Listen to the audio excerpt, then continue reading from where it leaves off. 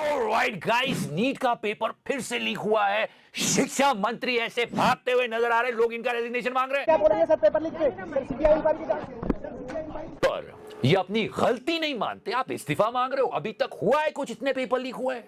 ये सब देख के स्टूडेंट्स और उनके पेरेंट्स का तो खून खोल जाता है। पॉलिटिक्स जम के हो रही है, लोग बहुत गुस्से में हैं, जन आंदोलन की मांग हो रही है। ये सरकार केवल और केवल जन आंदोलन की भाषा समझती है और केजरीवाल आप लोगों के साथ है। It's a common sense guys, कोई गलती एक बार होती है, 70 बार नहीं होती है। हर बार लोग अपराध करके बच जाते हैं, किसी का रेजिग्नेशन नहीं होता, क्लीन चिट मिल जाती है सबको। फिर से पेपर लीक होता है। विपक्ष वाले आरोप लगा रहे हैं कि सरकार इसमें मिली हुई है, ये विपक्ष वाले बोल रहे हैं। मिस्टर राहुल गांधी ने ट्वीट किया और कहा, पिछली बार जो 2024 में लीक हुआ था उसमें एनटीए के डीजी अब कहां पोस्टेड है आप देख लो। पूरा मीडिया सिस्टम से सवाल कर रहा है, सरकार से कोई सवाल ही नहीं कर रहा, चुप ही नहीं बोल रहा है। उल्टा कल जो मोदी जी ने कहा उसे क्या डिफेंड किया इन लोगों ने, सारी बात करेंगे। सब्सक्राइब कर दो, क्या क्या कह रहे हैं। मुझे मोस्ट स्टूपिड पीएम कहा गया। ऐसा कोई एग्जाम नहीं बचा है जिसका पेपर लीक ना हुआ हो देश में। 7 सालों में 70 बार पेपर लीक हो चुके हैं और पता है सब छूट जाते हैं और वो छूट के अगले पेपर लीक की तैयारी करने लगते हैं। पिछली बार जिनको पेपर लीक के लिए पकड़ा था उन सबकी बेल हो गई, लोग कह रहे हैं। जिन्होंने 2024 का पेपर लीक किया सबकी बेल हो गई, सारे बाहर हैं।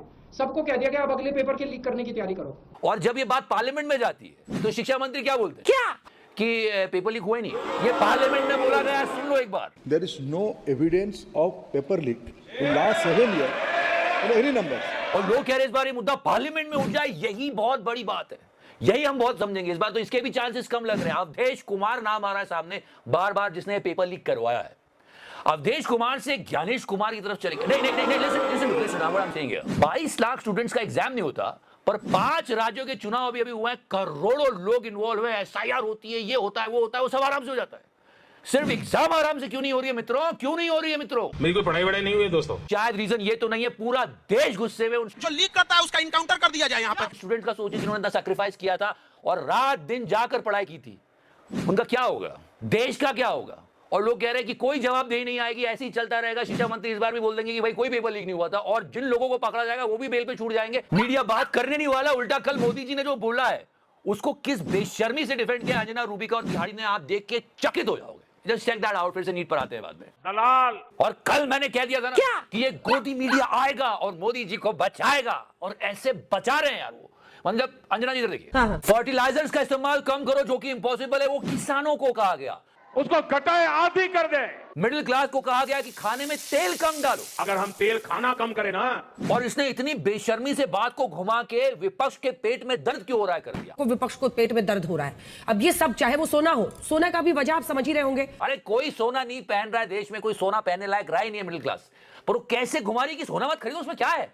चलो ठीक है, नहीं खरीदेंगे लोग, पर उन 50 लाख फैमिलीज का क्या जिनका जीवन इसी बिजनेस से जुड़ा हुआ है? जीडीपी का 7% आता है, एक्सपोर्ट का 12% है। उन सब के बारे में सोचा गया? अरे बाप रे। ना मिडिल क्लास की बात की, ना किसानों की बात की, ना ज्वेलर्स की बात की। ले दे के फिर से इन्होंने विपक्ष से ही सवाल पूछ लिया। ठीक, ऐसी पत्रकारिता को तुम्हारी। इसमें क्या प्रॉब्लम क्या है? और उधर इस बात को जस्टिफाई करने के लिए रूबिका ज्वेलरी शॉप में जाके बैठ गई। जिस तरीके के प्रधानमंत्री नरेंद्र मोदी के वक्तव्य और बयान है, और खासकर जो वैश्विक संकट है, इसमें ये विचार जरूरी है कि नहीं? ये विचार तो जरूरी है। हाँ, है। हाँ। आप भावुक होने लगे सर? भावुक क्यों नहीं होंगे? रूबिका, उनका काम धंधा बंद हो रहा है और तू माइक लेके उनसे पूछ रही कि रो क्यों रहे हो? मोदी जी ने सही तो किया है, बोलो हाँ सही किया है। इस लेवल की पत्रकारिता चल रही है कि लोग रो रहे हैं और पत्रकार कह रहे हैं रो क्यों रहे हो? आप भावुक होने लगे सर? मोदी जी ने अच्छा ही तो किया है, तुम्हारा काम धंधा बंद हो रहा है, ये अलग बात है। कि हमें सोना नहीं खरीदना चाहिए। हाँ। और मैं इस व्यापार में बैठा हूँ। मतलब सोचो, यही हालत है देश की। लोग रो रहे हैं लेकिन पत्रकार जाके उनको बोल रहे हैं कि तुम रो क्यों रहे हो? मोदी जी के लिए इतना नहीं कर सकते। और जब ऐसा होता है तो इस तरह के ज़ॉम्बीज बनते हैं। किस तरह के? इस तरह के। मोदी मेरी गाले में बहुत मोदी दूंगा। और इन सब के बाद आता है इनका बाप तिहाड़ी, और वो ऐसी बेशर्मी दिखाता है कि इन सबकी बेशर्मी कम लगने लगती है। वो पुरानी सरकार की स्टेटमेंट लगा रहा है। डॉक्टर मनमोहन सिंह ने तेल के दाम बढ़ाने के बाद कहा था कि पैसे पेड़ों पर नहीं लगते। डॉक्टर मनमोहन सिंह की देखो, उन्होंने भी तो कहा था, ठीक है, तो सरकार को भी कुछ ना कुछ तो करना ही पड़ेगा। अब एक तिहाड़ी, क्योंकि इनकी करतूत को पूरे देश ने देखा था और पूरा देश देख रहा था किस तरह मोदी जी पेट्रोल बचाने की बात करके खुद 4 रोड शोज कर रहे हैं।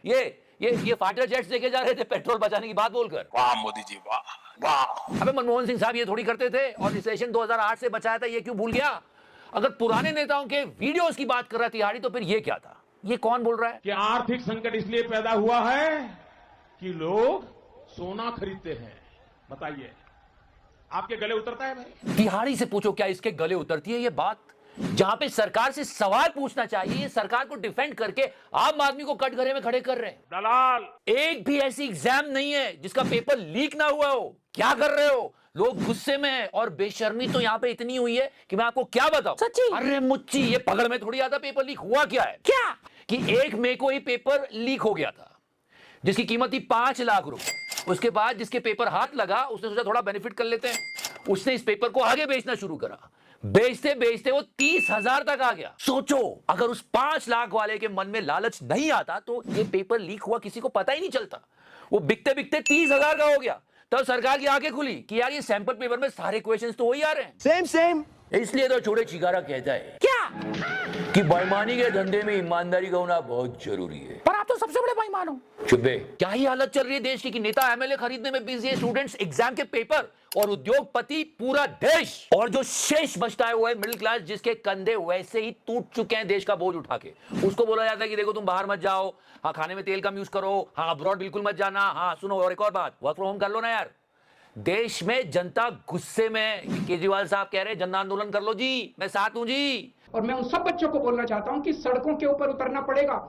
ये सरकार केवल और केवल जन आंदोलन की भाषा समझती है और केजरीवाल आप लोगों के साथ है। मोदी जी जन आंदोलन ना कर ले और तो और ये एक्सपीरियंस है आंदोलन करने में। लाखों करोड़ों बच्चों के भविष्य के साथ खिलवाड़ किया जा रहा है। ये सच में जनता देख रही है। गोदी मीडिया कितना भी पर्दा डाले, लोगों को समझ में आ रहा है। मोदी जी पेपर लीक तो बंद करो, आपने अपोजिशन पार्टियां बंद करवा दिया, वो देखो कैसी बात कर रहे हैं आंदोलन करने की। और जनता को प्लीज मत समझो, बिल्कुल भी नहीं है। वो देख रही है, वो समझ रही है कि क्या हो रहा है, गोदी मीडिया कैसे बेवकूफ बना रहा है और कैसे पेपर लीक हो रहा है, देश का भविष्य कैसे खराब हो रहा है। सीधा इनकाउंटर, बच्चों के भविष्य के साथ खिलवाड़ नहीं यहाँ पर। फिर हम सब आपको बता रहे हैं कि सो मच लव टच करो। मैंने टच किया।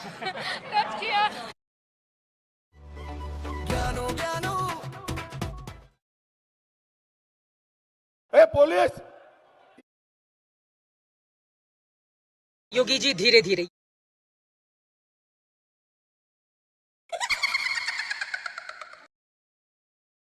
सबको चंदा देना पड़ेगा, जिसकी जितनी श्रद्धा उतने हिसाब से दे दे, लेकिन पैसा सबको देना है जो भी कमाता है। एंड ये top 5 rose of the week दूसरे चैनल पर जरूर देखना, हफ्ते का पूरा ज्ञान मिल जाएगा आपको। और हाँ, चैनल को सब्सक्राइब कर दो, बैकअप चैनल भी है। मार्जिन